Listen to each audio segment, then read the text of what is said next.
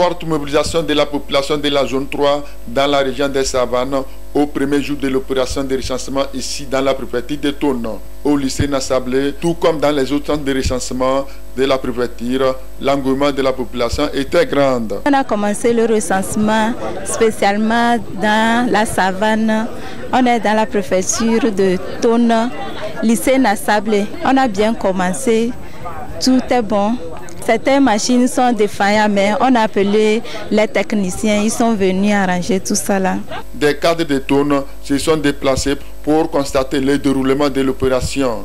Ils ont organisé à cet effet un concert pour inviter la population à sortir massivement se faire recenser. Nous sommes venus demander à nos populations, à nos 20 populations de sortir massivement pour se faire enregistrer. Et c'est dans ce cadre aussi que, en tant qu'élu de la zone de Dapon, je suis en train de faire un tour dans tous les centres pour voir comment ça se passe. Donc ici, je suis au niveau des CRV2, CAMEC 1, CAMEC 2, CAMEC 3 et le centre culturel où tout a bien commencé. J'ai déjà fait le lycée de Nassablé aussi où tout se passe normalement bien. Les gens ne disent pas qu'ils vont venir au dernier jour. Du côté de la commission électorale locale indépendante CELI, des mesures sont prises pour conduire à bon port l'opération. Nous avons fini le déploiement du matériel, mais nous avons pris les dispositions. Dans les grandes agglomérations, dans le canton de Dapon par exemple, il y a une équipe de CETES et des AT qui sont dédiés à la réparation de tous les panneaux dans de meilleurs délais. Dans les grandes agglomérations, ce ne serait plus des binômes d'obèses, mais ce serait des trinômes. Nous allons affecter le surplus des EPS qui ont été mis à notre disposition pour qu'à tour de rôle, ils se remplacent, pour qu'il y ait la fluidité et la rapidité dans l'enrôlement des pétitionnaires. La zone 3 est la dernière étape de l'opération de recensement. Elle prend fin le 12 juin 2023.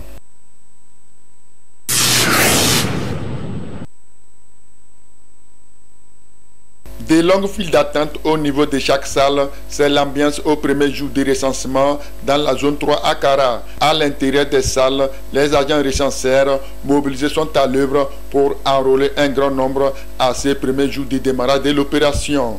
Et tout se passe bien selon les opérateurs de saisie du chef général Améi.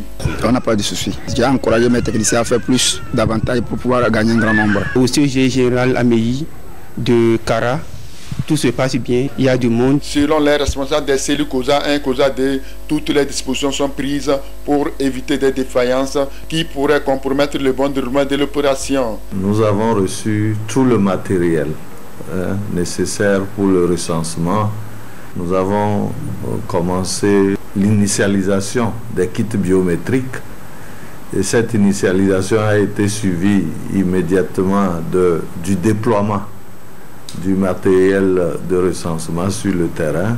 On a pu constater beaucoup d'affluence dans plusieurs CLC. Tout se passe bien. À l'endroit des OPS, c'est de les encourager à bien faire leur travail, à tenir bon. Du côté de la logistique, il n'y a pas d'inquiétude. La balle est donc dans le camp de la population qui doit sortir massivement. À Pia, toujours dans le cadre de ces recensements, une campagne de sensibilisation est organisée par les cadres de la localité pour inviter la population à se faire enrôler. Nous avons voulu sensibiliser la population sur le recensement électoral. Le recensement est un acte civique très important et que tout le monde devait se faire recenser, avoir la carte électorale pour participer aux différentes élections qui viendront par la suite. Cette opération de recensement permettra à la CENI d'actualiser et de rendre les fichiers électoraux piables.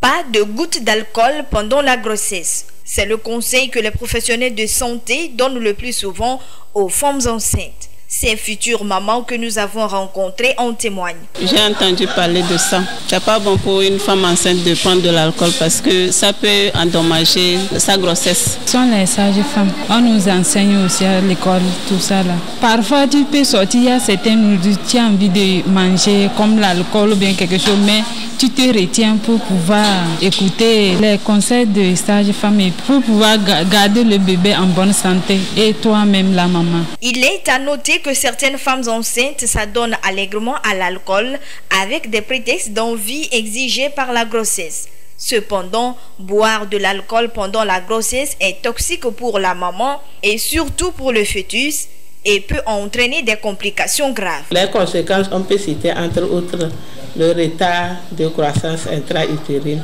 Ça fait que l'enfant naîtra avec un petit poids de naissance. Il est plus petit que son âge. Et ça peut créer chez le fœtus aussi une atteinte du système nerveux. Et ça peut entraîner des accouchements prématurés, des fausses couches, ou bien, c'est-à-dire des avortements, ou alors des malformations chez l'enfant. Au moment où il y a atteinte du système nerveux central, ça peut créer des malformations chez le bébé à naître. Quand l'enfant naîtra aussi, il peut avoir un syndrome de manque chez le bébé né d'une mère alcoolique. Voilà pourquoi toute boisson forte ou alcoolisée est formellement interdite aux femmes portant une grossesse. D'autres pensent qu'une gorgée d'alcool ne peut nuire. À ce sujet, la sage-femme Oué Adjalim se prononce. Jusqu'au jour d'aujourd'hui, il n'y a pas des études scientifiques qui montrent quelle quantité de l'alcool est nuisible chez le bébé à naître. Donc nous déconseillons formellement toute prise d'alcool, quelle que soit la quantité. Si tu es vraiment alcoolique, ce n'est pas facile d'arrêter. Maintenant, si de temps en temps tu prenais un peu en passant, dès que tu remarques que tu es tombé enceinte, il faut arrêter pour le bien de ton bébé à venir. Même conseil pour les nourrices, c'est-à-dire les femmes qui allaitent. Si certains pensent que l'alcool aide à avoir du lait dans les seins après l'accouchement, la médecine moderne y trouve d'inconvénients. Ce n'est pas l'alcool qui favorise la montée laiteuse. Pour que le lait vienne chez la maman très vite, dès que le bébé sort, on le met au sein. Aussitôt la minute qui suit là, on le met au sein. Et le tété précoce fait que le lait va venir. Si au-delà de ça, le lait ne vient pas, nous conseillons de l'eau chaude, l'eau tiède à la maman. Et elle boit beaucoup et elle donne fréquemment le sein à l'enfant. Ça fait que le lait va venir. Ce n'est pas l'alcool qui fait venir le lait. Selon des études, la consommation d'alcool pendant la grossesse est la première cause de handicap mental non génétique et d'inadaptation sociale de l'enfant. S'abstenir donc des boissons alcoolisées en période de grossesse, c'est assurer une bonne santé.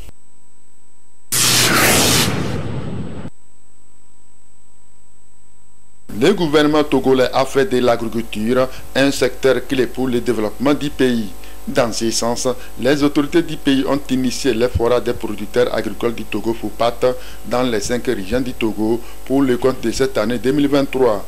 L'une des thématiques abordées au cours de ces rencontres est la mécanisation de l'agriculture. Selon certains acteurs du domaine, le Togo dispose d'un cadre institutionnel et des atouts pour la mécanisation de son agriculture. Le Togo fait son chemin avec notamment les programmes et les outils dont l'État a mis en place pour appuyer cette mécanisation. Quand vous prenez l'APRODAT, l'Agence de promotion et de développement des agropoles du Togo, vous prenez le MIFA, le mécanisme d'initiative de financement de l'agriculture, vous prenez l'ATA, Agence de transformation agricole, c'est des structures qui sont là, à qui on doit donner encore de la matière pour pouvoir pousser cette mécanisation à se réaliser au Togo. Et il faut aussi y ajouter le financement. Le Togo dispose d'une jeunesse, d'une main-d'œuvre, la jeunesse. Le Togo a des potentialités. Quand vous voyez 3,8 millions d'hectares de terre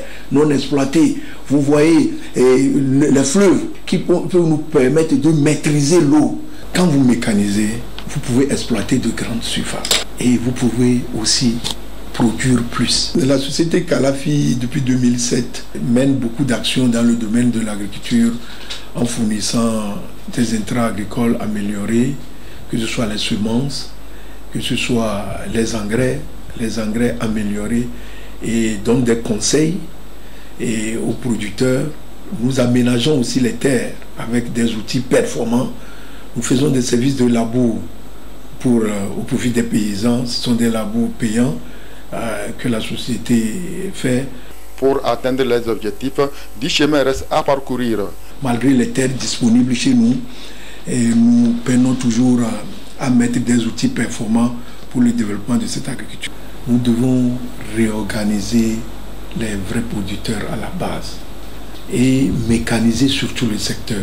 Il faut articuler des modèles de développement dans le secteur agricole et pour leur permettre de les implémenter sur le terrain. La pluie n'attend pas le programme, donc il faut qu'on soit opérationnel sur le terrain au temps T, au moment où les gens ont besoin de nous. Et aussi, surtout sur le volet de la mécanisation, il faut que les pouvoirs publics puissent voir si c'est la mise en place d'une banque agricole qui puisse nous pousser à mécaniser le secteur et d'appuyer les actions du gouvernement.